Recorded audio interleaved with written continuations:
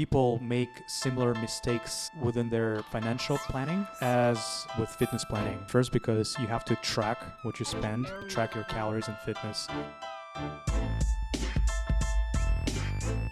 Hey everybody, DNA Money. Today we're talking about gas and personal finance. So gas, what do you think about it?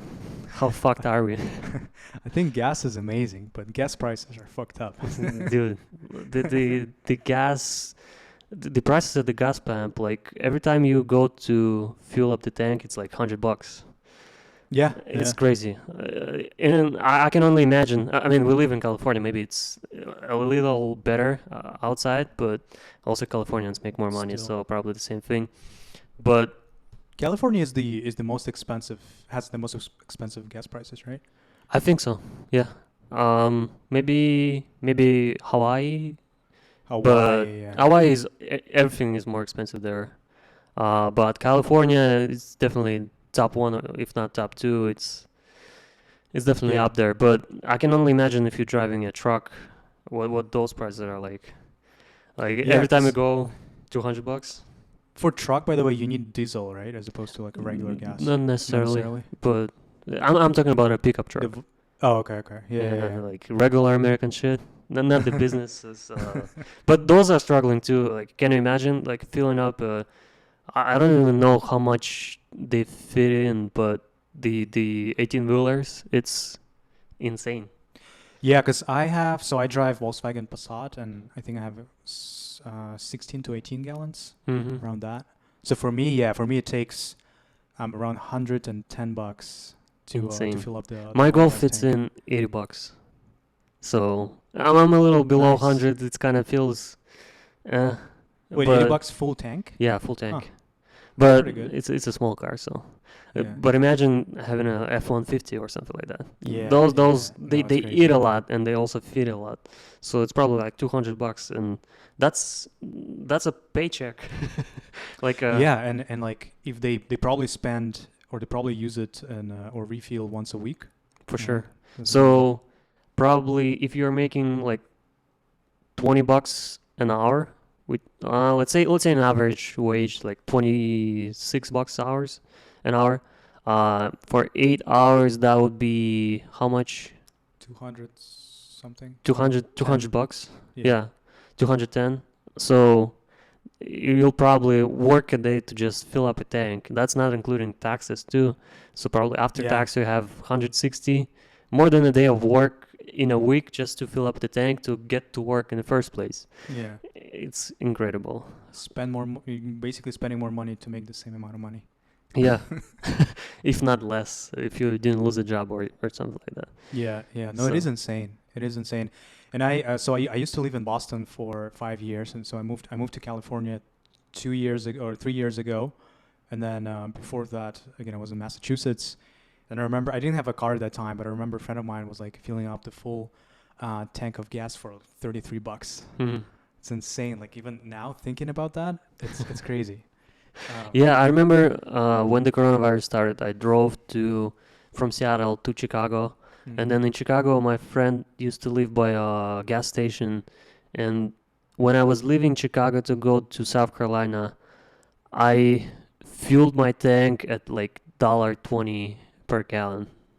It was coronavirus times, but Yeah, it's the lowest. the price lowest ever. prices probably, yeah. But it was kind of crazy. Then I drove through Kentucky, and I think in Kentucky I filled it at one per gallon. Yeah, and now probably in Kentucky it's like 5. Yeah. When I went to Denver 2 weeks ago, the prices there were, I think it's 540 or 560 Mm-hmm. per gallon, which is what California had last year, Yeah. I think. And I was bitching and moaning about that price for a while too. Yeah. And now it's just I stopped giving a fuck, to be honest. It's crazy how it actually grows. Like, you can notice the growth. So, because usually, if it goes up by 2-3 cents, you're like, you wouldn't, your brain Mhm. subconsciously would probably not remember those numbers. But I do remember that, a couple of months ago it was probably at Like I could find a cheap gas station at Mm. 5.99 per gallon. Now the lowest that I can find is like 6.29, Yeah. and it is noticeable. Oh yeah. And Yeah. and our cars are pretty economic in the Yeah. sense of gas mileage. Yeah, mine is I think it's 32 miles per gallon is what I Mine is have. not even that. Mine is 28, 27. 2027. Yeah, but that's the highest. Like for me in the city, I think it's 25 miles per gallon Mm-hmm. is what it comes down 28, to. 27 is average for me. Yeah, yeah. And again, I think we spoke about it before, but every time I see Prius now, Mm-hmm. I'm like, shit, those people are actually smart. Yeah, but the Prius kind of sucks too. Yeah, but if it saves money.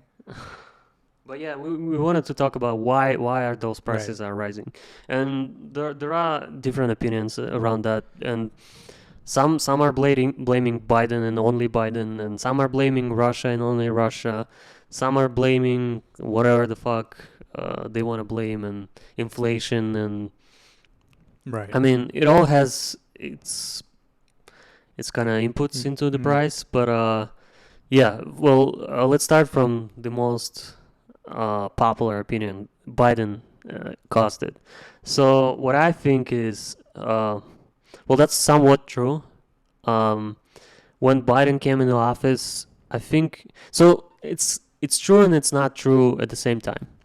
So when Biden came into office, the oil production was already falling, and it was falling because of the low oil prices, and the pandemic kind of stopping the demand, and people didn't really know like how much gas we will need, and will everybody Right. just work from home from now on forever, and it was kind of an economic decision on the gas companies, and so I think they are responsible Mm. for cutting the Supply. production in the first Yeah. place.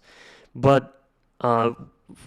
from their argument is that when they needed to ramp up the gas production, oil production, it's not so easy to do. First thing, because once they stop the oil production, it takes them a long time to bring it back on.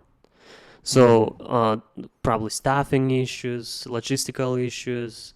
There's a lot of like moving parts. Like gas has to be shipped somewhere, sold, Right. stored somewhere somehow. It's not super easy. Just pump it up and like it's done. It's a long process. Probably like there are different containers that were probably shipped to different manufacturing places from those that were closed. I mean, you can see how this big machine can be broken Right. by shutting it down. So it's not super easy to bring it back on. But the other thing is that what they're saying is when they're trying to bring it back on, the government won't let them, or it Mm. will add additional steps to do it. So they have something called like oil land leases or something like that, where the government kind of gives them a right to pump oil from that place, Mm. and they were limiting those leases. And but when um, like the White House comes out with the press conference, they say, "Oh, they have more leases than they need, and they are not using them." But it's like they might be just starting to use them. They might be bidding on it. So like it's not very straightforward. Like they have the leases they pumping. It's not that simple. And also, um, they couldn't bring back on those production volumes, which is I don't know who do you blame them for that. It's You think it's more from like technological perspective where they don't have enough machinery now, or it just um takes like a long process to restart the whole process, takes as a you said. long legally. Yeah. It takes long to staff it. They have technology. I think what's unique about the United States is like even like Russia pumps oil with American technology. Mm. Uh, Right. like probably Saudis pump oil with American technology too. So like if anything we lead in, it's technology, and I think technology is not the biggest issue here. I mean, it's probably like there's a lot of improvements that could be done, and those are large companies that are doing that. It probably sucks. So, but they're still leaders in that sense, at least. Yeah.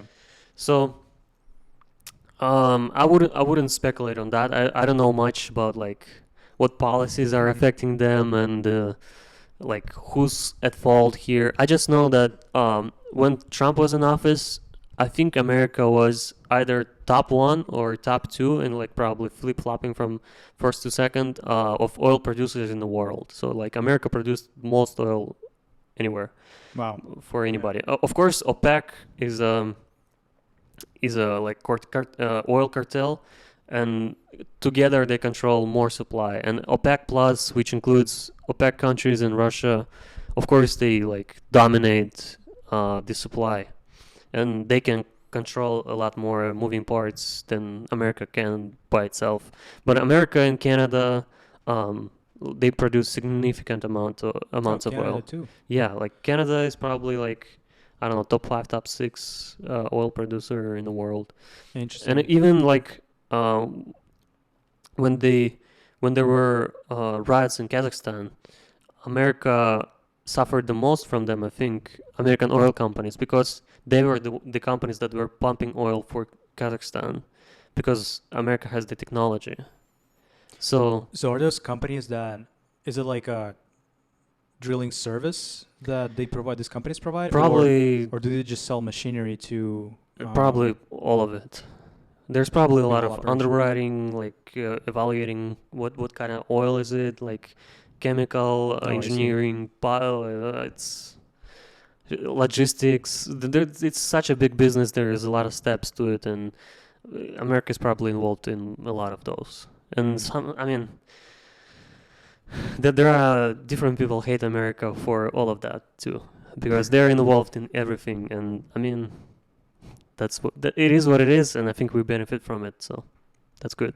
Um, so they stopped producing as much oil, and they cannot ramp it up as quick. And they're blaming Biden for that, because his whole policy is that we have to be green, we have Right, to right. invest more in EV companies, That excluding was Tesla. that was like one of his main messages when he was running for president, Yeah, right? but I mean, Yeah. you know how it ended up. Maybe like Russia just seen it and used it to just. Hmm. I mean, if that wouldn't happen, I mean, people can wonder what would have happened with all this whole war situation. Yeah. Um, but yeah, like weakened energy, and they're also saying that a lot of green messages were prompted up by Russia.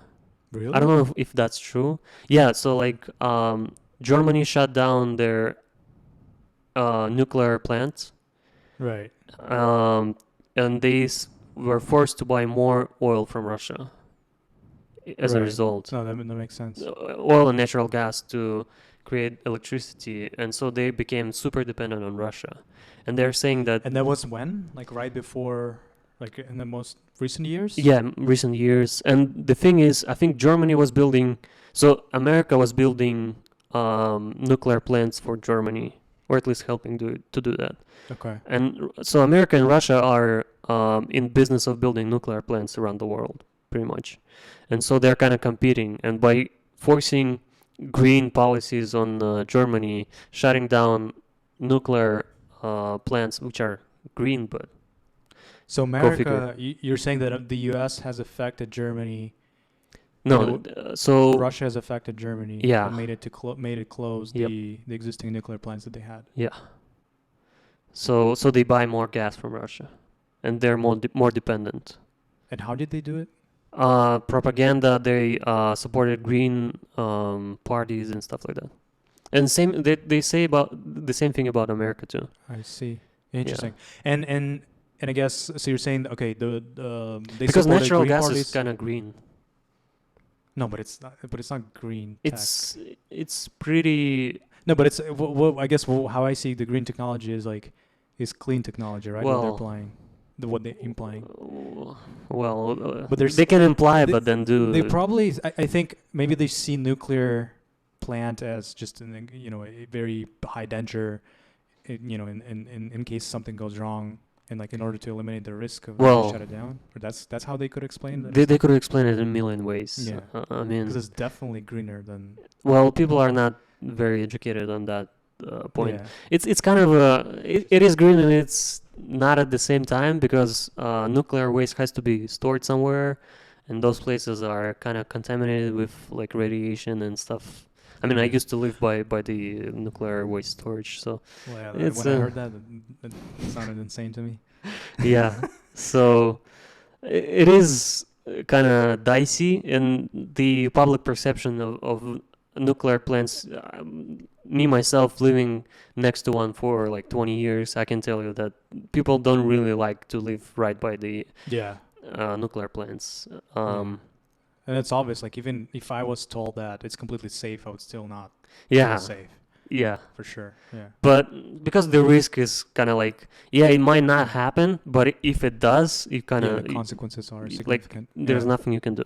But it's also true like about a lot of like natural disasters. I mean, we all live around the Yellowstone like volcanoes, and if those start to blow up, I mean, Yeah. No, that's the good same point. probability probably as modern nuclear plants. But going back into gas,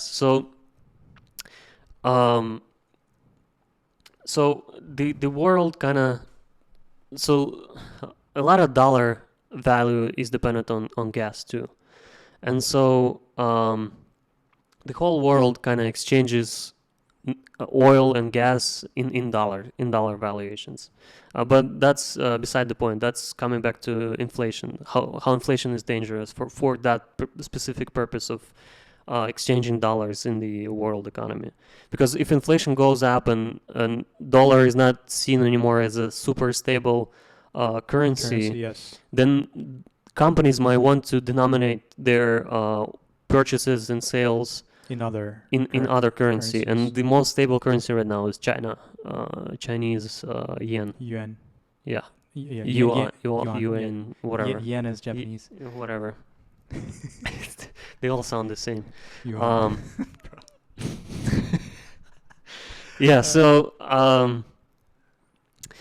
that's dangerous for America and for the world, pretty much. And euro is not doing better. They're still printing money to this day. Euro and dollar right now, they are almost at parity Yeah, in terms of almost. yeah, because But it's 1.04 or 1.1. I don't even know how euro economic is even functioning. Those guys are sleeping in the middle of the day, but whatever. It's a whole other topic. But so they're falling pretty much as fast as we do, but they're still printing money. We stopped printing money and we started burning some money Right. through the Fed. But they are still going on, and like they're like, oh, we might consider stopping it. I don't know, Interesting. but they've been doing it for a long, long time. But But they probably haven't. They probably didn't print out as much money as I the US think did. they did as much, or maybe even more. Yeah, and the Europe economy is pretty much as big as American economy, maybe even bigger. Combined? Yeah. No. Yeah, Really? maybe a little bit bigger. Yeah.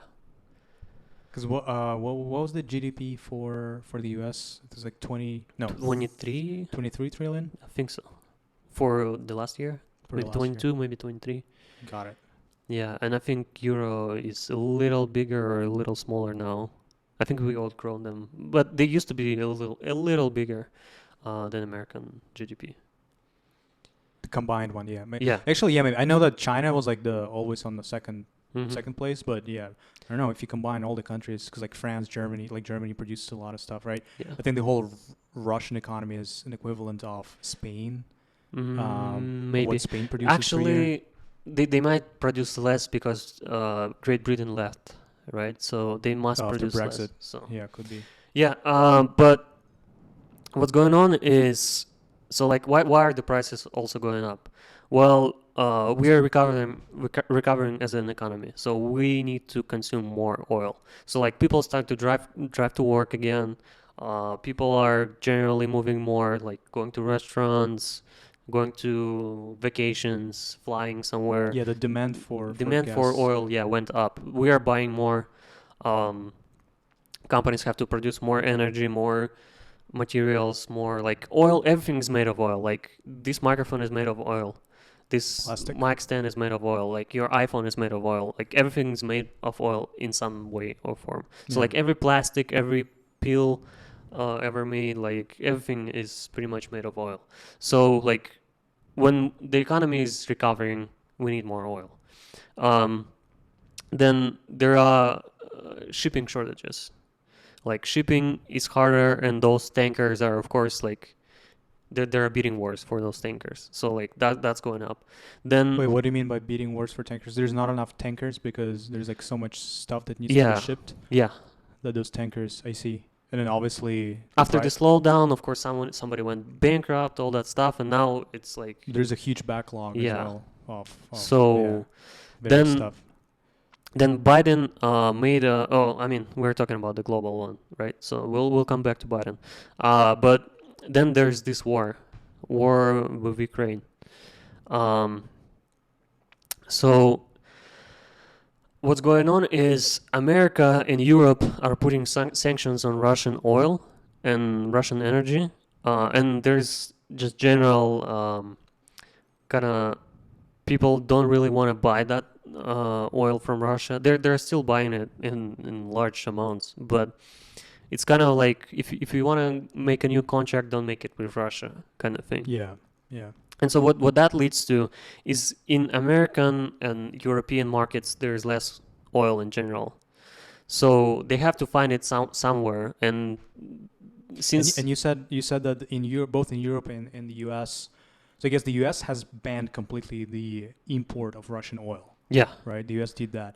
Europe, on the other side, is I think drifting away from using Russian oil, yeah, but but they're they're still still using using it. yeah. Yeah, I remember in the like after like 2 weeks after the war has started between Russia and Ukraine, the messaging was they created like a 5-year plan Mhm. according to which they will, get away from Russian oil and slowly transition to other means of energy and other suppliers.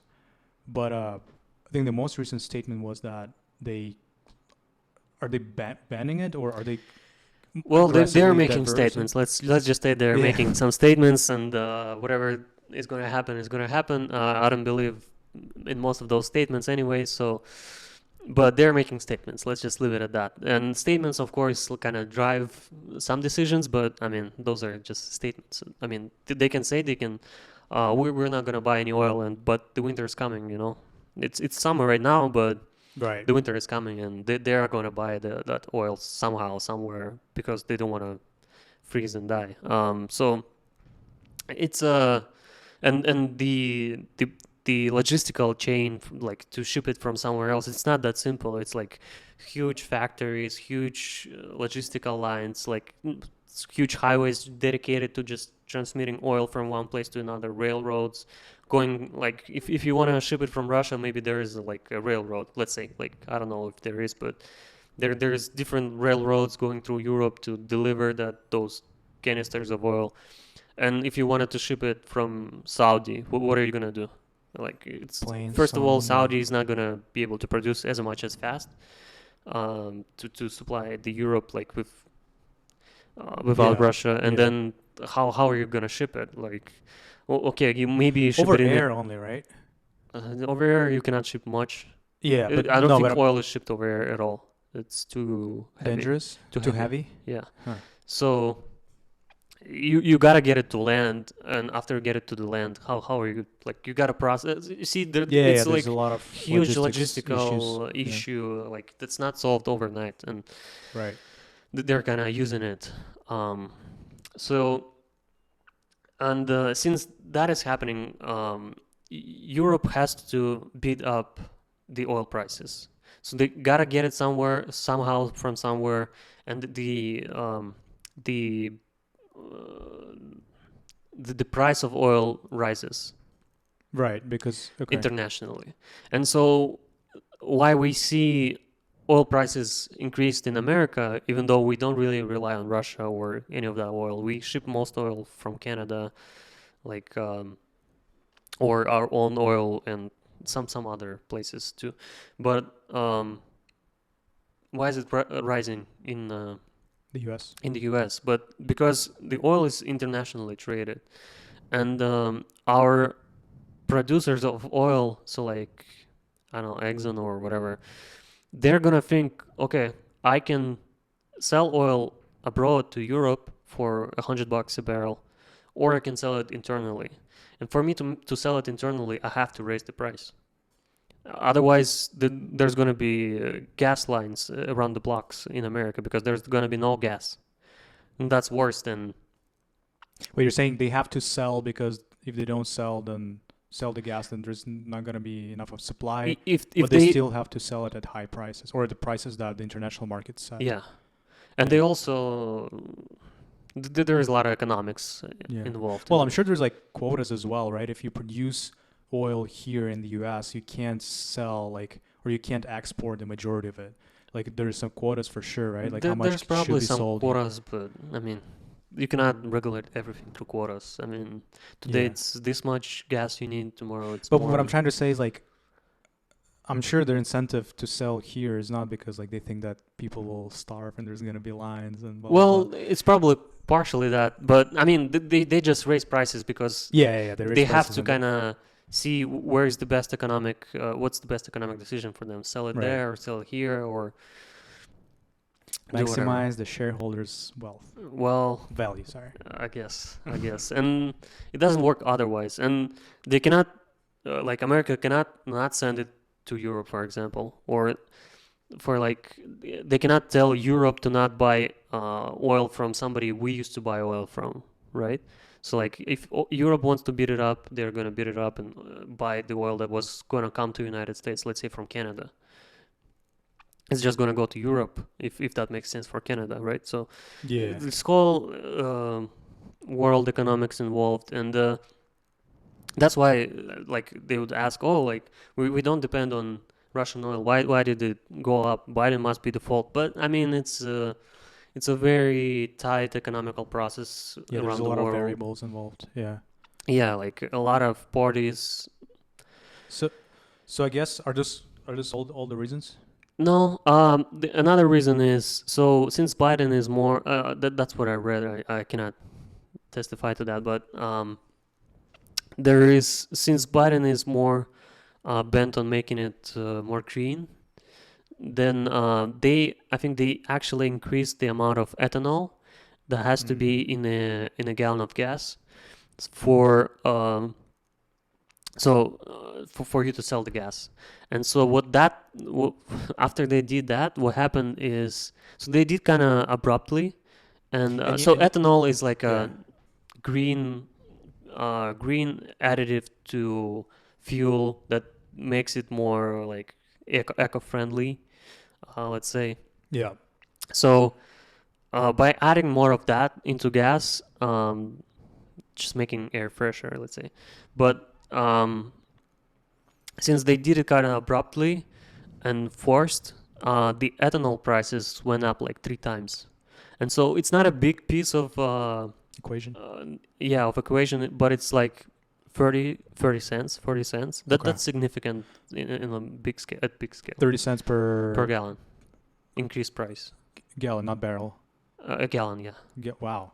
Yeah. No, it is significant. It is significant, yeah, but it's maybe not as significant as oil price increases. I wonder if the quality of gas itself has changed in any way. It probably does somehow, but that's what chemists are for, right? Yeah. They have to earn their dollars somehow, right? They gotta figure out that equation. Yeah, and there's probably like 1,000 more reasons why the oil prices are going up. I mean, gas prices. So I guess to reiterate or like to summarize, the first one, the first reason you mentioned was that basically under Biden's administration, the production of oil has not ramped up as quickly yet. Yeah, but it's ramping up, so we might see oil prices go down eventually. Okay, but it's like still in the process, and that's actually, and you're saying that that's probably not even because of Biden, but it's because during the COVID times, the demand for gas was so low that there are a lot of those companies, like the gas companies, they obviously decreased the supply of gas, and therefore now they're starting ramping it up because there's more demand, but they're still in the process. That's reason number one. Reason number two, you mentioned the how this like the whole green tech wave and the trend both in Europe and here was potentially influenced by Russia. Yeah. Right. And that's rumors. Like I don't know if it's a speculation, but that's another variable that could be in the equation. So and at the same time, I guess because of this trend, which I don't entirely comprehend why is that happened, but in Germany, you said that they closed down the nuclear plant, and therefore Germany has now to buy is more dependent on gas rather than this Yeah. nuclear plant that they used to have. So that's number two is why like Europe is more dependent on gas and oil rather than alternative ways of energy. Number three was the shipping costs, right? Or Yeah. the tankers, Well, tankers is minor. yeah, it's a speculation, but that must be the case too. And then the war, of course, and then the green wave again. Yeah.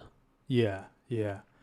Um, with the thing with OPEC, right? They're still, I think you mentioned, they're still controlling the price, and they don't want to bring it down a lot. Of course, why would they? Right. Why would they want to bring it down? I mean, it's a complicated game, but like the thing that kind of baffles me the most is when Biden and his administration are like, oh, let's OPEC produce more of gas so we all can kind of fuel our tanks at a lower price and not us, but we are gonna still cut the production. Well, how does that make any sense? Like there's still pollution in the world. The world is still kind of melting ice caps or whatever because if they're producing it and we are not producing it, who benefits from it, right? So Yeah. and then we're probably gonna produce it in more green way than they will. Yeah. So And and we are gonna if we ramp up the production, we're gonna conquer more market, not them. And if they do, they will. So it's kind of backwards, I feel like. yeah, and also I guess recalled another important reason that was mentioned was that the U.S. has banned completely the import of Russian oil, right? And then Europe is trying to do that as well, but they're still very dependent. But since the supply of oil into the U.S. market has decreased because of the ban, obviously like the prices are going up because of that as well. Yeah. So and I guess an interesting transition to make is how those prices, affect everything in the economy. Yeah. Right? The gas prices go up, the overall inflation of all the products and services that we Everything use. like plastics, everything's made of plastic right now. Like absolutely everything has. Oh, but also just transporting goods. Yeah. Right? And like the whole economy runs on, delivering goods from one point to another point, and a lot of trucks are involved, and obviously like logistics and transportation increases, the cost increases a lot because of the because of gas prices going up. Yeah. And everything ends up being levied on the end consumer. And I remember I think 2 or 3 episodes ago, so I made this example where I was my wife and I were buying a couch, still in the process by the way. It's been like 3 months, but we were buying a couch for our new apartment, and I talked to one of the furniture shops owners, and he was saying how the price per couch or just per unit of furniture went up by 50% on average, comparing to like a year or 2 years ago prices. And he said that that's because to transport one container from China to the U.S. used to cost around $3,000. Now it's like $15,000. It's almost what 5x. 5x basically. It's insane. And again, obviously like those, like they are not eating that increase in price like we do. We eat that.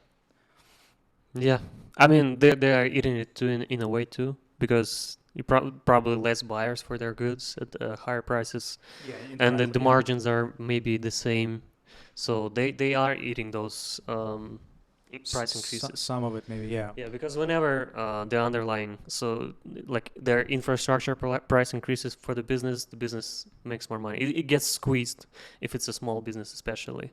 So like it is squeezed between infrastructure prices and the consumer demand, and they have to navigate on a narrower margin as a result until things balance out and the demand goes up or yeah, I guess the unit economics is probably the same, right? Because they're still, let's say, making, I don't know, 30 or 50% on like one unit if on they the do. couch.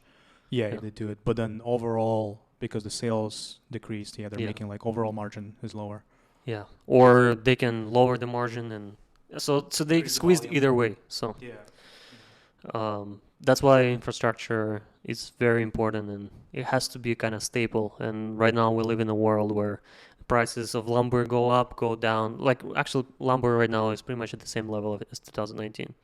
And but our Which went down, you mean, or went up? it went down Went now. down, yeah. So like it went up and now it came down. And Um, I think it's worth mentioning why it went up in the past 2 years. why? Because of the real estate, right? I mean, No, no, no. because I Real thought estate went up partially because of the lumber. So they because I thought weren't. the demand for lumber went up because there were higher construction No, activity, actually, we more built develop. less houses than we used to. Huh. So So yeah, why did it go up then? because they cut less trees, I So the guess. supply Supply, decreased. I yeah. thought the demand went up. No, I mean Huh. demand is going up, slowly, but I mean it's not that easy to start building a home either. Like it's same situation with the gas. Like why are they not building more homes? Well, go try build a home right now. Like you gotta go buy the land, get permissions to develop the land. So like bring the electricity to it and water and all that stuff. Then you gotta get permits for construction. You gotta get the construction approved with the neighborhood. Then you gotta get like Mm. permits per Yeah. the architectural permits, maybe like to make sure not violating zoning. Like banks are gonna do like their check-ins and like release funding like slowly. Like it's all takes years to like bring up like big development project. Not years, maybe like if you have it dialed in, maybe like it's gonna take you 2-3 months for a big Mm. company, but it's still gonna take a long time for you to figure it out. Like, and right now in California is like the worst with that.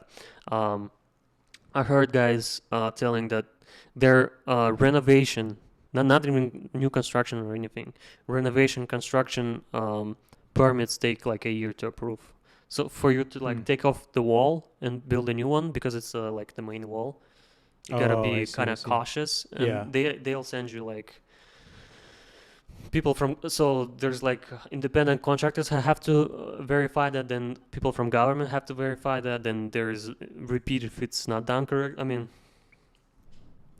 it A lot takes of up to a different year to parties like involved. change a Yeah. wall, and you can imagine how long does it take to approve, for government to approve like $1 billion New project of new like, building. Yeah. or oil drilling or whatever. So like whenever there's government involved, it's Well, honestly, I wouldn't be surprised if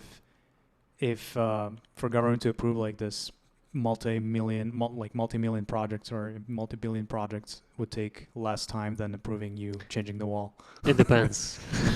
Yeah, actually, you're raising the right point. Yeah, it depends on what state it is and if it's gonna benefit greatly from that Yeah, and like project. how much you know m- Yeah, money probably for they Intel to collect. approve their new $100 billion plant in Ohio, it doesn't take them much time. Like they just make a call and like, hey, Gov, Done. All right, can how you much like, taxes we're gonna collect from that?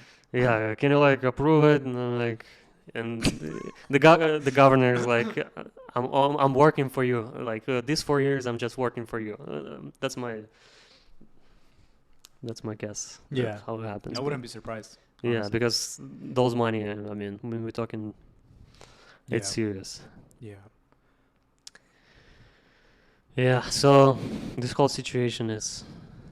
crazy. Yeah, with inflation, with everything going up, and I want to touch like on slightly on this Mm-hmm. topic of stagflation, Mm-hmm. just stagnation and inflation combined, and here we go with the word of stagflation, which has showed up in several articles, like in news, a lot of and several times in the past week, and I think the main person who's been pushing that, not concept, but like this idea of stagflation that is happening right now, is Ray Dalio, which is the founder of Bridgewater Associates, which is the biggest hedge fund in the world. I don't, yeah, I can't remember exactly the amount that they manage, amount of assets that they manage, Mm-hmm. but it is I think above, close to trillion or above $1 trillion, so it's huge. But anyway, so he's saying that right now it's going to be really, really hard to fight, for Fed to effectively fight inflation. Mm-hmm. And even through raising, interest rates, it's still not going to, bring the inflation down, at least, fast enough. Mhm. And at the same time, the economy may go into recession, which means that I think in 2 consecutive quarters, the growth in GDP Mhm. has to be negative. Um, so what we basically arrive to is stagflation, where the prices still go up, but at the same time, the economic productivity of the whole country goes down, Mhm. which is a really bad situation to be stuck into. Yeah. So what's gonna happen as a result of that for an average American? So what my guess would be is the prices are gonna go up, but the Yeah. salaries are gonna stay same or go Right. down. I guess so the salaries, the unemployment, theoretically and logically, the unemployment rate should go up, right? Mhm. Because of the economic productivity goes down, means that there is less demand for goods and services, and as we know, the U.S. GDP, I think 60% of it basically relies on services, Mhm. right? And if the demand for those goes down, then there's not going to be enough of sales and revenues for businesses. Hence, it will be followed by more layoffs. More people will get fired, and then that's this vicious cycle. Mhm. You get fired, you have less money to spend. There's less demand for other goods and services, which kind of results in even slower economic growth. So yeah, I guess that's nothing good comes out of it, at least in the short term. Mhm. And then slowly, I think we'll get out of that. But in the short term, it's not going to look pretty. Yeah, this services. I mean, me and you, we pretty much do services, right? So like, we are working for companies. We're kind of employees, right? But at the grander scale, if you look at it, like we're just kind of a. Personally, we're kind of a company that provides services to another company. If Mhm. you rip off all of this, like, oh, employee, employer, technically, and like this is just what government made up for us to call. So like company, employee, employer, it's all constructs. It's not real. So but we are like person to person, we were providing each other with some services and products, and me and you were like service Yeah. people, let's say. And Yeah. yeah, Well, so I guess essentially. so just people don't think that, oh, if services it's going down, it's just like businesses that provide services. No, like you probably personally either provide a service or a product to somebody. And Even in general, yeah, just in general, just the person like yeah. it's we used to talk about economies in like those terms like that, all like employers, employees, and all that. But kind of Mm. economy doesn't really work that way. And you are selling your time Yeah, and your to a skills. company and your Yeah. skills to a company at a price. That's Yes, actually what you do. exactly. You're not being an employee, which whatever that means. You're just selling time. Yeah, yeah, yeah. You're providing your time in exchange for salary, Yeah. and then maybe more experience, right? If it's a good, especially if that's something that you like to do and want to gain more knowledge in, Hmm. something besides salary that you're getting is experience and like more skill set, as well.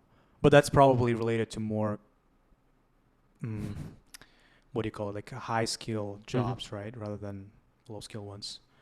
Um, but yeah, no, that's a good point. And unless you also own some part in it, You diving too deep into yeah, it.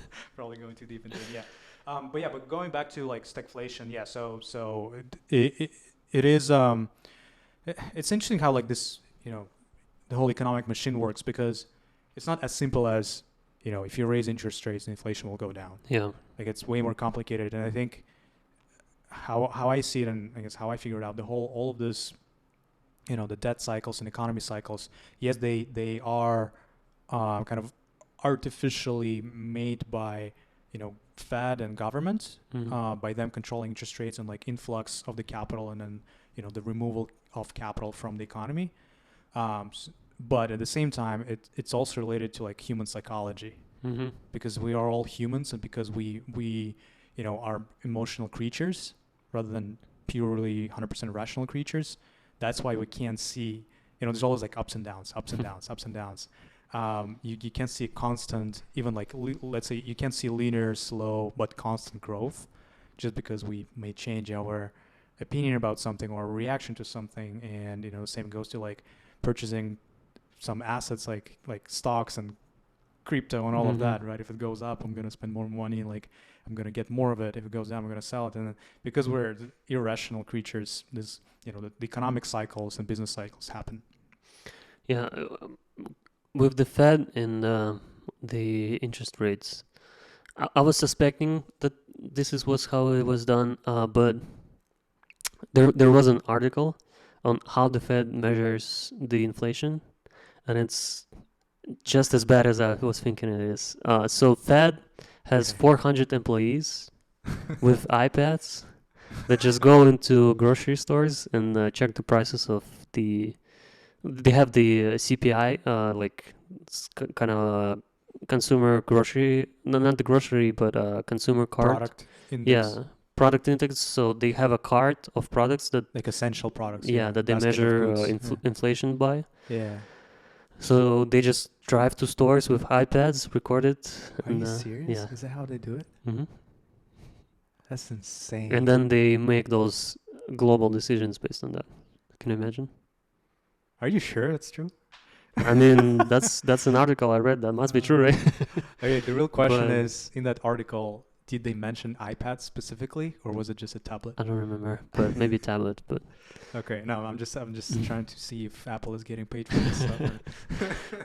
but can you imagine? I would No, that's think crazy. I would think they would just dial into APIs with Target and Walmart and all that stuff and just get that data raw and just Yeah, build a yeah, right. data model against it and just It's But of insane. course, it's not how it's done. I mean, that's how it should be done. But of course, it's not. Yeah, yeah.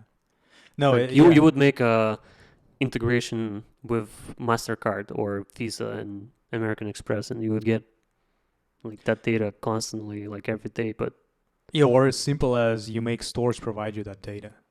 I don't yeah, know. I Or mean, you like, cannot make every store in America to provide you that data.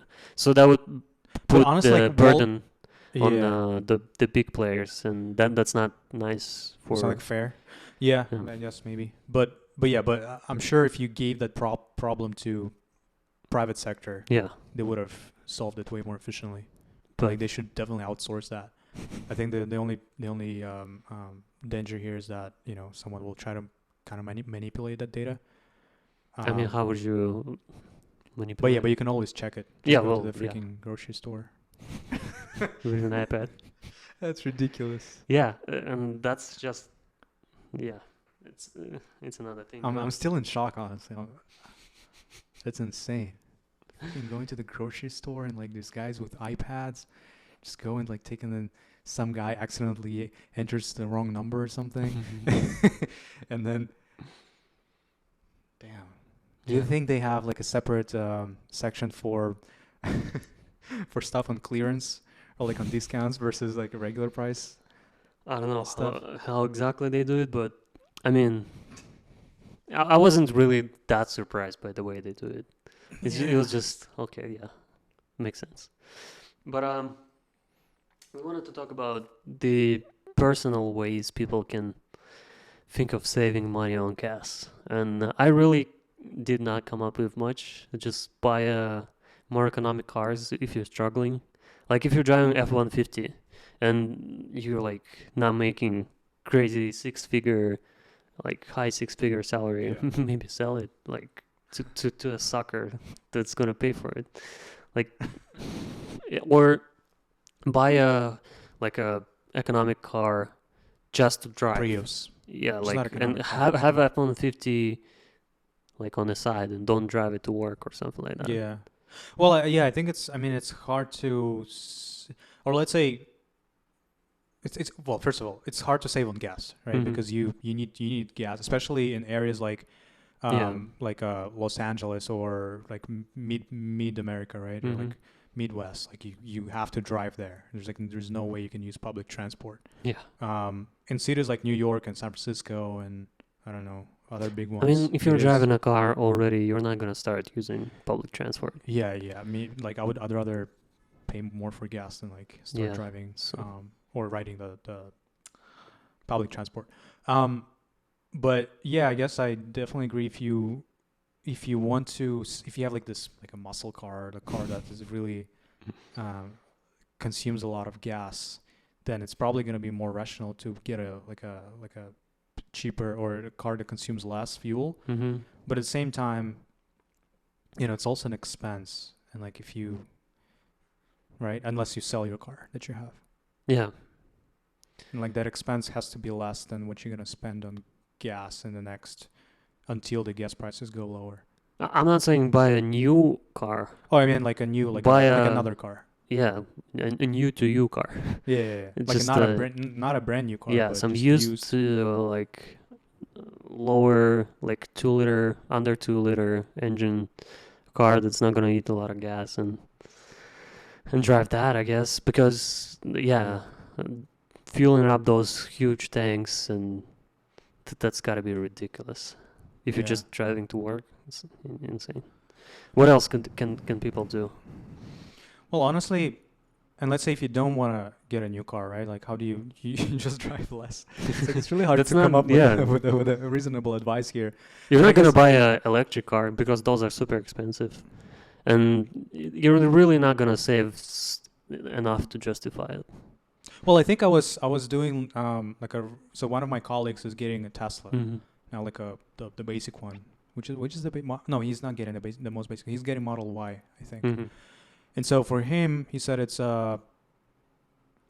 10,000 down payment, and then after that, if he finances it, it's going to be around $600 per month. Maybe Um, I'm if paying if he finances it for like 72 months, yes, Mhm. three 6 years.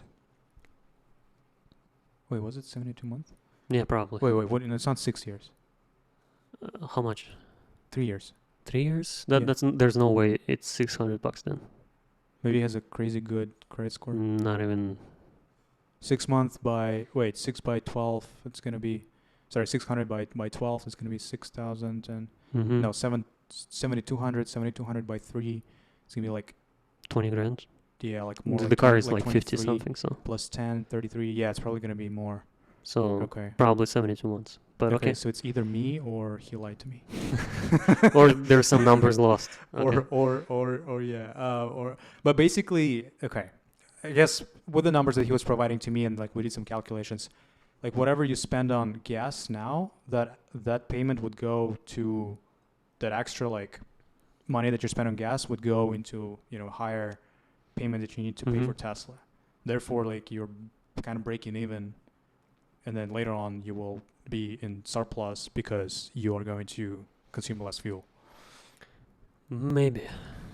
But We need to do that. That's I wanna we do need that. to do The those math, calculations. yeah. Yeah, I like think we should set up when a does it time. make sense? Yeah, Yeah. maybe we should spend the next episode for that.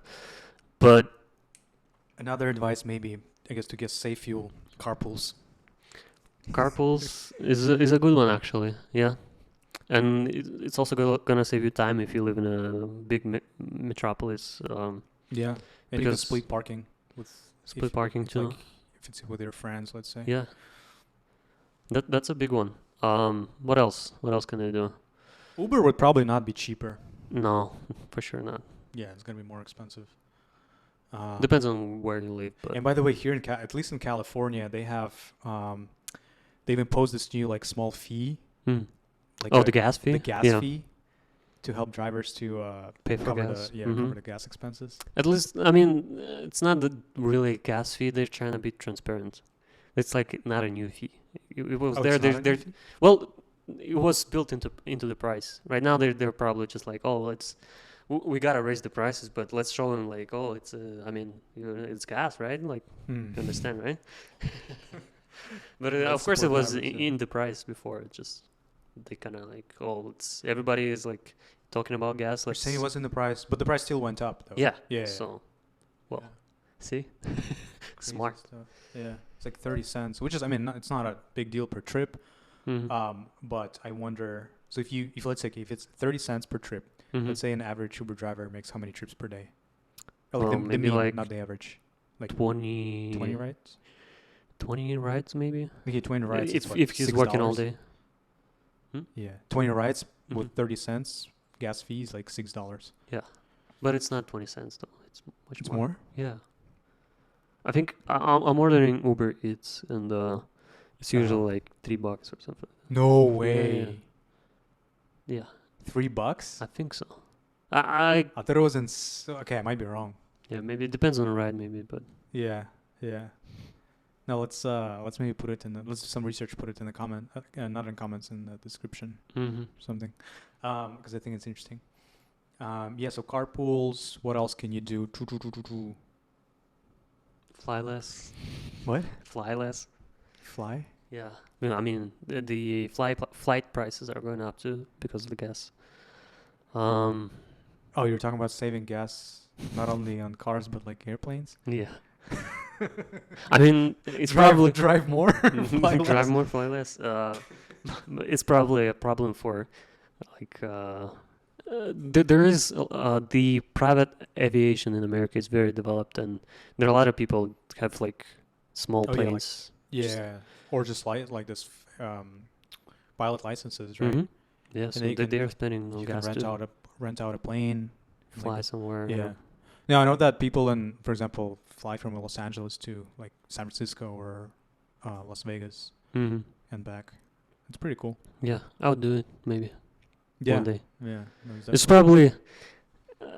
probably hard from in the beginning, and then with time it kind of gets more easy because you can imagine like the stress, like the whole flight. You gotta kind of like, because it's a small plane and doesn't have like autopilot and all that stuff. Like you have to like Be really sit focused. behind it. Yeah, be focused. Like Yeah. I don't know, Um, anything can happen up there. Yeah, a friend of mine took one of the classes because it was, I Mhm. think it was a discount or something, and he really loved it. He said it's like such an interesting feeling because when you're, controlling vehicle in the air, it's very different from controlling it on the Mhm. ground because there's no friction in the air, Mm-hmm. or I mean physically Yeah. there is, but and he said like after I took that first lesson. Or first class, when I got back into my car, it's like it was so weird to like turn the wheel and like because you can feel the road and everything. But yeah, I definitely want to try it as well at some point. Yeah. So What else do we have? we wanted to talk about how personal finance and budgeting is a lot like fitness. Yeah, I think it's really nice, a really cool analog in comparison. So I read this, or I kind of skimmed through some of the Mm. chapters of this book called "I'll Teach You How to Be Rich" by Ramit Sethi. Ramit Sethi. Yes. And what's interesting is in his first chapter, he describes how, there is people make similar mistakes within their, financial planning Mm. and budgeting and just in general, like personal finance. Same mistakes as with fitness planning or just Yeah. executing your fitness plan. And I thought it was really interesting, and you mentioned that as well, right? That there's like a lot of similarities. First, because you have to track what you spend, right? And when you're in Mhm. your personal finance, you have to track your calories and fitness. Second, it's really hard to like stick to your plan, and you're like super pumped up in the beginning, Yeah. but then later on, when It becomes a chore. it becomes really hard. Unless you get like into habit of doing it, and Right. same You have same to as create- fitness. Yeah. So yeah, it's really interesting how there's like a lot of similarities. Yeah, so like first of all, people overcomplicate it, right? So people start counting like calories for Yeah, small everything, details is small what they're focusing details, on. like I better like I heard that a lot. Like, if you after the workout you gotta get your proteins in within an hour, like in 30 minutes, and people are, no, actually it's 2 hours, and then like Yeah, and then to build muscle, and then like it's better to work out at this time because you burn more calories, and Yeah. like fasted, not fasted, all that bullshit. And when in reality it is like it all makes sense if you're trying to like build the perfect physique. And also if you're already at advanced level. Yeah, Right? if you're like trying to compete as a pro in fitness, in like bodybuilding or something like that, or like Yeah. powerlifting, and trying to build as much bulk as Yeah. you can, and to lift that thing, whatever you're trying to lift. Yeah. Um, And it's also those small tips and like minutia, right, or Mhm. little details, small details are come in handy when you're you've already progressed a lot, and like you're, Mm-hmm. let's say, at a really, or almost, not almost, but let's say professional level, right? And the incremental improvements that you're making, or the improvements you're making, are very Mm-hmm. incremental. Yeah. And you need to put in a lot of effort to like making that improvement, because you hit those, basically the Plateaus. diminishing Mm-hmm. returns, right, that you're Yeah. getting. And then that's when you have to pay attention to those small details, because that's how you progress. But like in the beginning, there's only one rule or two rules that basically you need to Yeah. abide by. It's like eat less, Yeah, work out more. It's exactly. just Exactly. yeah. Consume Burn less more calories, calories. burn more calories. Exactly. And same pretty much with money. It's like you gotta earn more and spend less. As simple as that. And like the way you do it is you budget to spend less, to at least know how much you're gonna spend, how much you're gonna try to spend. You gotta create a budget for a month. I actually think the more efficient budget is not for a month, because in a month a lot of things can happen, can change. Um, a lot of things can go on, but the more effective one is to budget for a week. But Oh, for a week. it's kind of hard. But Yeah. in a week, you pretty much know what's gonna happen. Yeah. Like there's 5 days you work. You probably drive to work. You can budget that. You can Budget you're for paying food, rent, meals. paying like bills and stuff, Yeah. food. Pretty much know how much you're gonna eat in a week. Like in a month, you can have like 2 birthdays, one birthday next month, that you go out and like splunge, and you can have a lot of external things in a month, but it's also hard. So maybe every 2 weeks. So pretty much most of the Americans get paychecks once in 2 weeks, Mm-hmm. and then it's kind of helpful to understand. Okay, I'm budgeting for the paycheck I'm getting. So I got the paycheck today.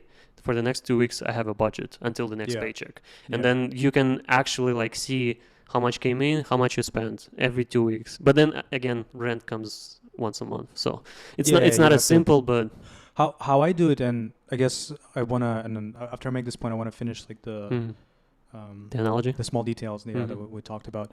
But how I do it is I plan for all the, or I have a list of all the like the Mhm. bills and bill payments and all the like large expenses, starting from rent, car payment, insurance, so car insurance, health insurance. Mhm. Then I take this Muay Thai classes, right, Mhm. which is also is a pretty, there's a couple $100 per month.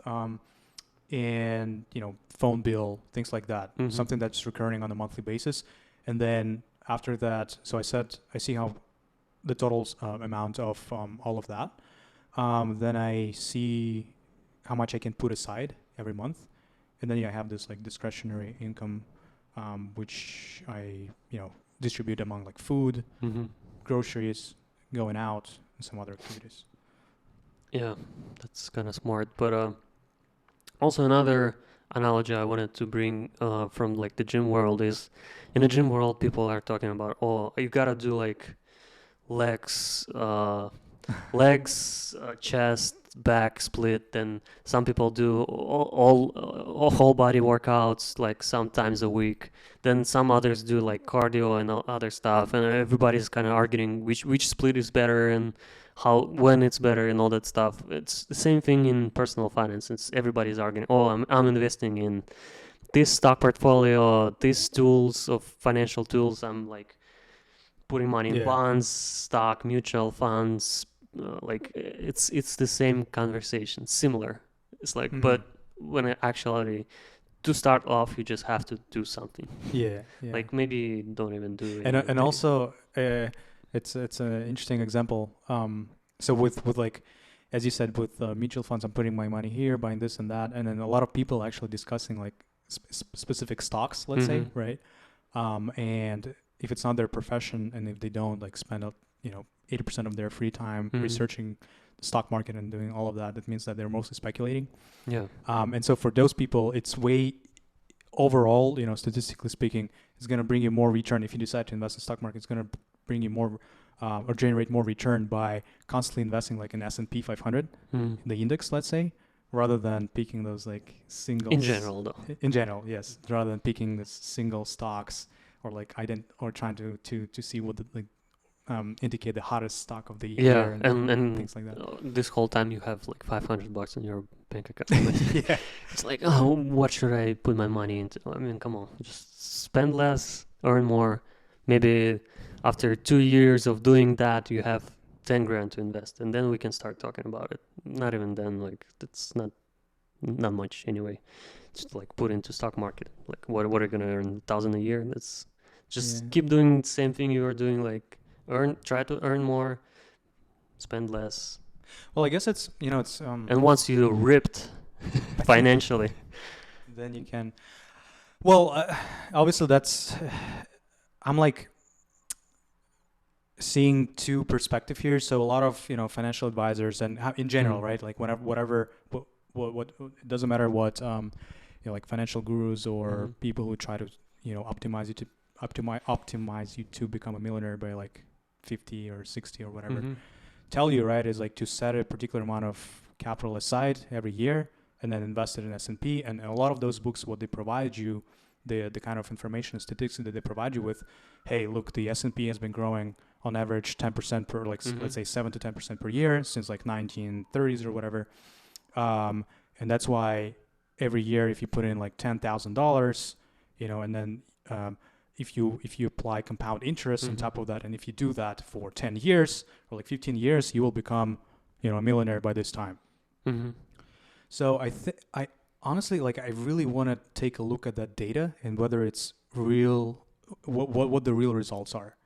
Because theoretically speaking, yes, but then at the same time, I was like reading that the book about venture capital that I mentioned to you right before this podcast.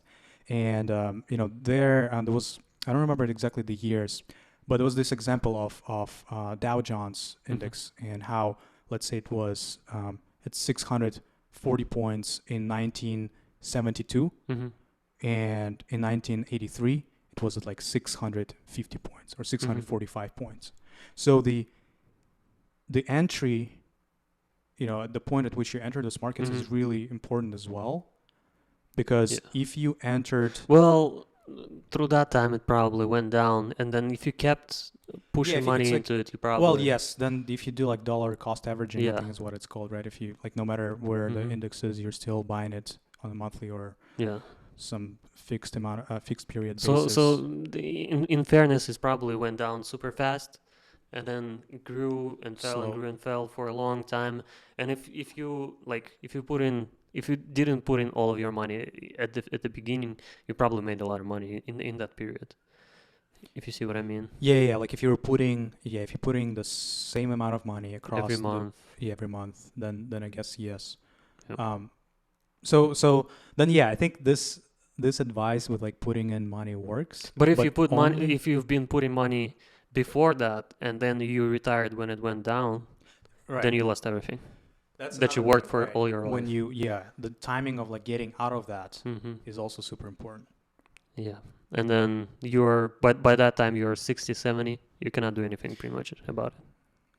Yeah. Unless you're in the office. So that's why I'm like with even with 401ks or with with this advice of putting money into S&P 500 that I actually kind of gave 10 minutes ago.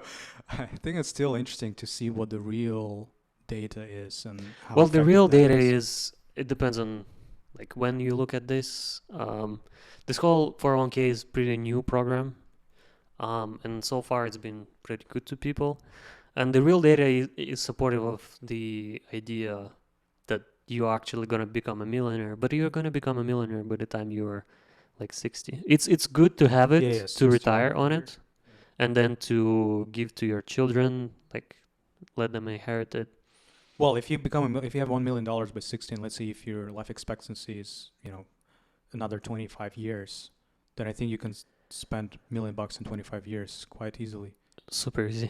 Yeah, but I mean they advocate that you like only take 4%, and then oh shit, you don't even get to spend that money even after 60. Yeah, and you keep like kind of rolling it with 4% every year, trying to survive on that 4%. I mean, wow. And we're not even taking into account inflation. Yeah. So it's that This program is designed to work for the most people. Yeah, I You're think not it's gonna optimized become. for the You can make like big number of people. $6-7 million if you're super diligent. If you maximize your 401ks, IRAs, and all that stuff, you can make a lot of money through that by the time you retire, and that's gonna be good for you. It's just I don't know. I don't know if it works for me personally, and hopefully we can get listeners for who this program doesn't work either. But in order for you to do anything else, like I mean, you have to save, you have to prepare, you have to educate yourself on the ways to make money, on your Yeah. passions, on making money with your passions, and gotta be prepared to take a risk. And for that, you have to Yeah. get financially ripped. Yeah, no, I love that. I think it's gonna be our. We're gonna brand phrase.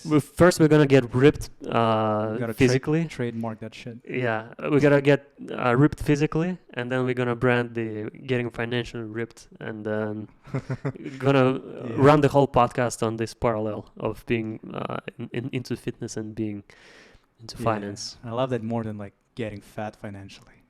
Even though, Well, even though it sounds kind of cool too. sounds cool too. Yeah. Right? Yeah. Actually, getting fat financially might be more American when I think about it. No, totally. Something that I wanted to mention that yes. So I think it also depends on the age when you start, right? Mhm. The again, in all those like personal finance books and like all programs, the major advice is to start when you're young, Mhm. because the younger you are, obviously like compound interest will work in your advantage. If you're doing the traditional route. Yeah, if you're following the traditional route, but at the same time, when you're young, you want to take those risks, right? Yeah, And try a lot of so- new stuff. So I think this programs actually would probably work for people who are already, let's say, like 30 maybe, Mhm. or like getting close to 30, or if they have this mentality where they want to follow traditional route, where they Mhm. hate risks, they just want to know where they're going to be in 5 years for sure. Let's say they're working at a corporate job, and people there Mhm. know what they can achieve in 5 years. Like if you Yeah. work at Big Four, for example, right? Like what year if you're an analyst, when you're going to achieve the associate status or like senior associate status, and so on and so forth, and like how much everyone's getting paid there. It's all quite transparent. So like if you're a risk averse person, I think that's totally cool to take that route and kind of enjoy the safety. But I would challenge though that the fact that you know how much money they are making. I in my experience, they like don't. you don't really know how much Because they might be making. I think they have these programs where like it says yes, if you when you achieve this level, you're gonna get like a 20% increase in salary. I wouldn't work for those companies though. You wouldn't work. Yeah, but I'm talking about the people Well, yeah, okay. who want to Sure. take that route and like Yeah. want to know where they are in 5 to 10 or like even 20 Mhm. years maybe.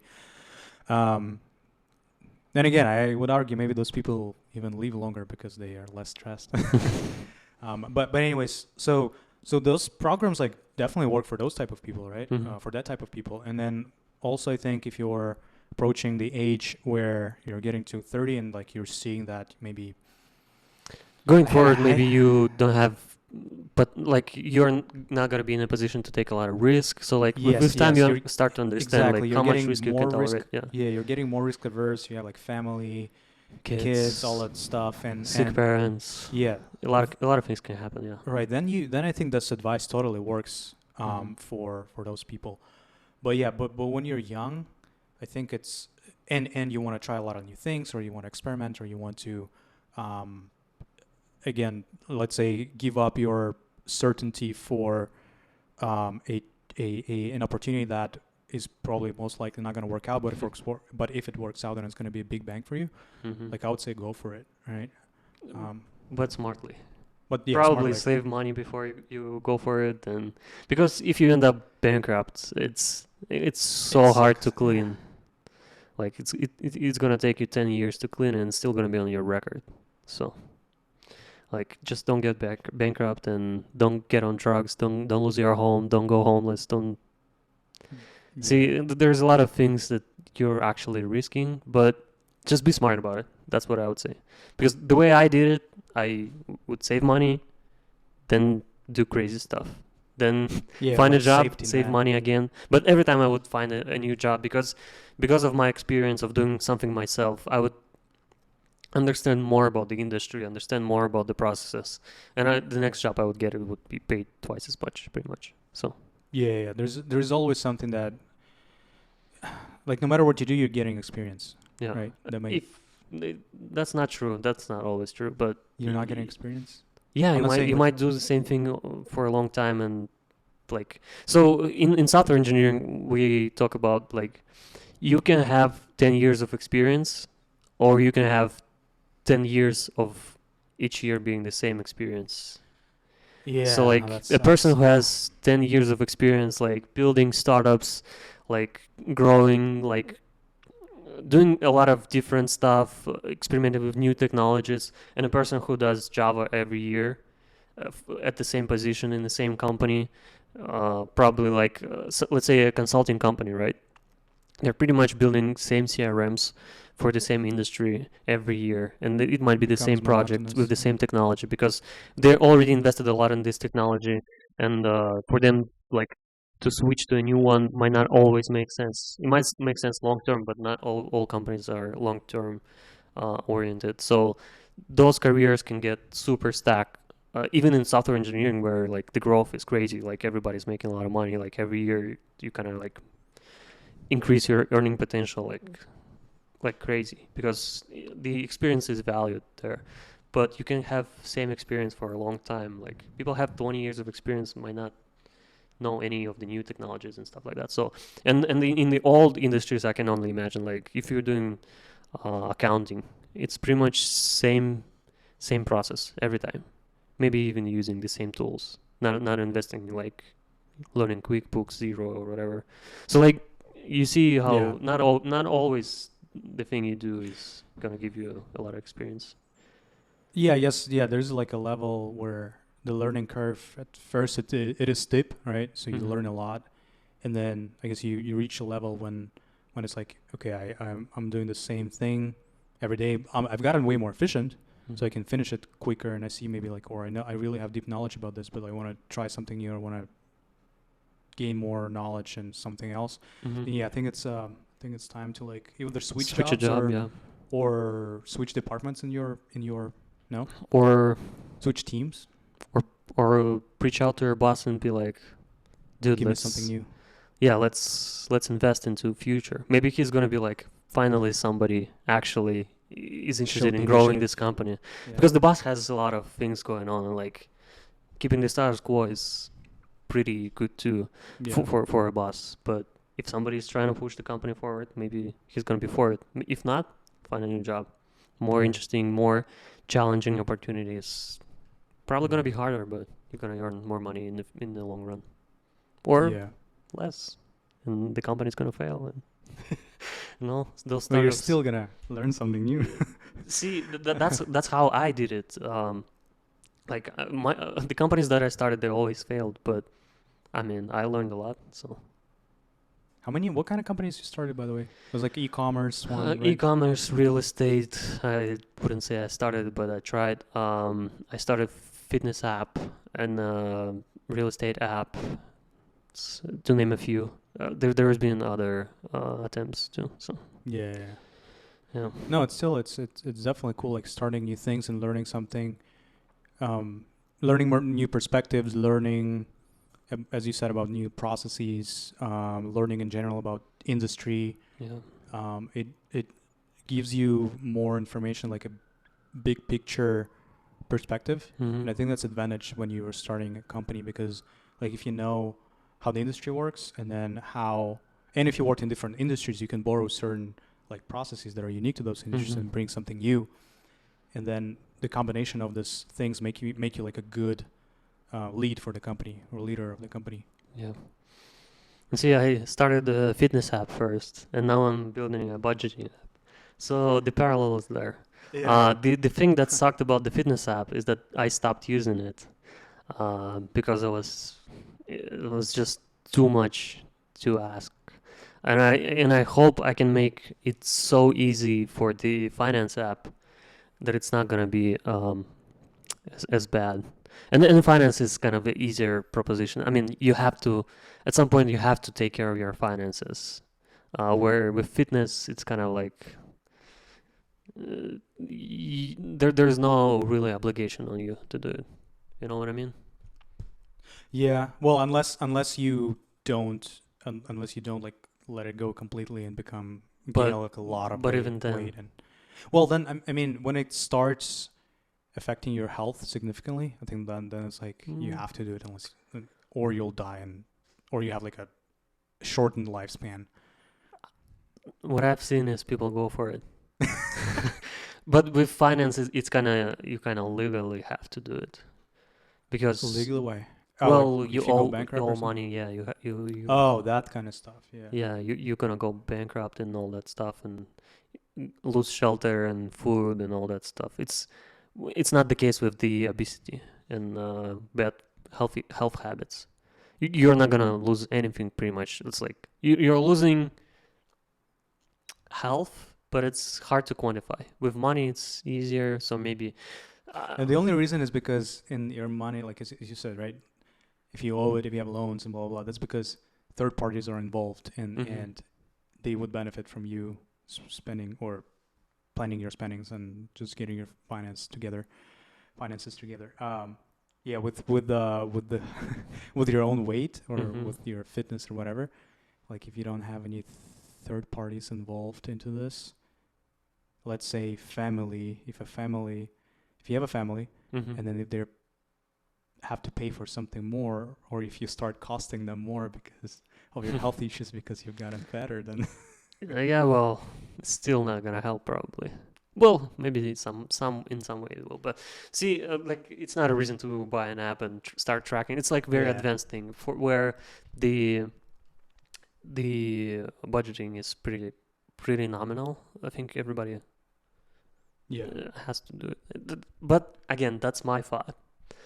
I think everybody should do it. Maybe like average American is not aware that they should, and maybe they think they are budgeting, but where like, oh, I know how much I'm spending approximately, but they have no idea where actually money goes, because every time I like, okay, so like where my spending habits change when I go into like, oh, how much am I spending now? Like, I have no idea until I actually go into it, calculate it, and right. set those Like parameters. yes, I remember for me at some point, like in college, I was not great at it. I mean, I was pretty good, but not like great, right? So I would, and I guess honestly, no, I wasn't that good. I wouldn't overspend or like spend too much, but I remember it would get to that point where I'm like, I would afraid to check my bank account to see like how much money I have left, and it's like the most stupid, weirdest thing, because like obviously you have to check your balance to see how longer you can last, or until your next like paycheck or whatever, and I remember like I would literally be scared to enter the app. That's probably not healthy. So if anybody is doing that, stop it. Like figure it out, calculate it, and the most thing that you're gonna be, the thing that you're gonna be surprised the most by is those like irregular spendings. So like birthday of a friend, vacation, traveling. I mean, vacation could be pre-planned. Well, I mean, I'm not saying like a big vacation that you plan for in a year in advance. I'm saying like okay, we can get away. We can get away, and who knows how much you spend. Yeah. Like I don't know. Or like a friend's visiting your town, your city, and then you gotta drop, a couple hundreds on a dinner or something. On You guys dinner, are going out. you gotta go somewhere, see something, like show something. Yeah. There is. Yeah. And then there's also emergency situations. Yeah, like my battery for my car recently went out. Your tire went out, right? Yeah. It's like it costs money. I mean, and if you don't know right people, it costs even more money. Yeah. Like my friend Alex, he helped me find a battery like for very cheap and helped you to find a tire because he's Alex. he's in the industry. So yeah, no, absolutely. Like it's that's why. So I guess the concept, or not the concept, but advantages of disadvantages having, and this is a little bit of a drift away from the main topic, but I was just thinking about it. Having a large network. Mm-hmm. The one side it's great, right? Because you're getting a lot of you know people in different industries, you know people who can help you somehow, Mm-hmm. and all of that. You can have some benefits, and then um, for socially speaking, you know, you're way more like a, I don't know, alert or Aware, yeah. aware. You can go out pretty often, like talk to interesting people. They can Mm-hmm. introduce you to more people. There could be some career opportunities, like a lot of different advantages. At the same time, it costs a lot to maintain Oh yeah. that network, right? Because birthdays, you know, any other significant like holidays or Mm-hmm. whatever, and every time you go out, you have to maybe cover the whole bill for dinner or something if you're inviting Yeah. someone. So it's interesting how it's definitely an investment without a way to calculate the return. But the return could be super significant, Yeah. Or could be or could be nothing. nothing. And Well, it depends on the network as well. well, yeah. So that's why they say like, I mean, by day I mean financial whores on internet. Like dump your broke friends and focus on. I mean, it's a it's a hot take. I think. Like, I mean, Yeah, yeah. But yeah, the concept of like network is interesting because again, it could cost you more, but at the same time, you can reap some great benefits of it as well. Um, yeah, there was another thing that I wanted to mention about the oh, both with fitness and with health, sorry, personal finance. What's interesting is like the most important thing here is planning and discipline, right? Those are the two factors that Yeah. define your whole pretty much success in gaining your financial goals and then your fitness goals as well. And it is crazy how it is hard to keep that discipline, you know? Yeah. And it honestly it refers to and relates to every aspect of our lives, like everything from personal relationship to, again, finance and family, all of that. But for example, I even find it hard to, if I would budget something out, it's really hard say no to opportunities that will lead you to go that will get you to go over budget. I'm talking about like going out with friends or those like spontaneous trips. Yeah. Like at the same time, you want to have that experience. You want to have that extra, That's why you should budget it in. like a reserve, Yeah. So you should Yeah. budget it in miscellaneous. 10-20%. Yeah. The overall 10% probably of the overall budget. And then you That's- cover it. yeah, that's a And good you point. should also have like an emergency fund, just in case you need to splurge. Yeah. You can take it. I mean, don't take things to. So like, don't touch emergency fund really for those things. But if you really have to do something, then you might want to touch it, or like have a fund for those. Like after you fill your emergency fund of like 3 to 6 months of your income, then have a fund for like fund, and then the rest invest Fun. into growing your income, knowledge, and stuff like that. So yeah. And that's a good point. yeah, that's with the friends and all that stuff. You still have to do it, and but the level of doing it, I guess, can vary. So maybe don't take your friends to like super crazy Italian restaurant. Take them to Chipotle. Yeah. Right. So there are ways to fit into the budget. Yeah, it's interesting that also you most probably hang out with people that make like similar to what you make, Mhm. right? Because the saying is you are an average of your 5 closest Yeah. friends or people that you hang out with, which is interesting because on the one side, and I get why, right? If you have rich friends and you go out with them, it's really hard to like catch up with them. You go to a dinner and then they can drop, I don't know, $300, $500 on a dinner, and for you, obviously, it's going to be really painful. That's why it's like really hard to change your network, change your not surroundings, but the people who you hang out with, your circle. Yeah. And again, another typical advice is to, if you, as you said, dump your broke friends, go ahead and try to hang out with people who are successful already and who already make a lot of money. But it is also hard because you're not on the same level, Yeah. but you have to, You not don't really pretend, but you don't really live in the same places. You don't hang out in the same places. That's why it's hard to make that like a that leap, Mm-hmm. or to make that jump, because you have to find creative ways of like still hanging out with them, Mm-hmm. but not in a way, but in a way where you can afford it. Yeah. What I also noticed is it's interesting with the fitness and going going back to fitness and the personal finance Yeah. parallel. It's very fascinating how some people have this dietary habits from like their parents. Like they were raised Oh, up to sure. have Yeah, those, like they're always into sports. They're doing like playing football, yeah, yeah, they're yeah. doing this and that, they're swimming, they're like working out all Running. the time Yeah. because it's in their blood. And same with finance, I noticed too. Like some people are, they're just good at it. They don't really have to have those tools, and they natural savers, they're natural investors. They see opportunities. They always fast with their money. Like By naturally mean they learned it from their yeah, families. learn it from their Or families. they're But over time, it becomes your habit, and you a part kind of of like your yeah. identity. Yeah. And same as fitness too. Like some people are just Habits. fit throughout life, and you know those people like with crazy DNA too. Like they just super fit all the time. Like winter, summer, like pandemic or not, they're just fit. And the same with money. Like you know those people who are just like, okay, I'm into this opportunity. I'm making money here, there. Like I don't really spend that much, and Yeah. those people exist too. So it's also like interesting. How can you, when you have kids, how can you raise them to be financially fit and to be fit? Yeah, no, Fitness fit. definitely. I mean, these are great points, and I Probably think cannot do that unless you are financially fit and fitness fit.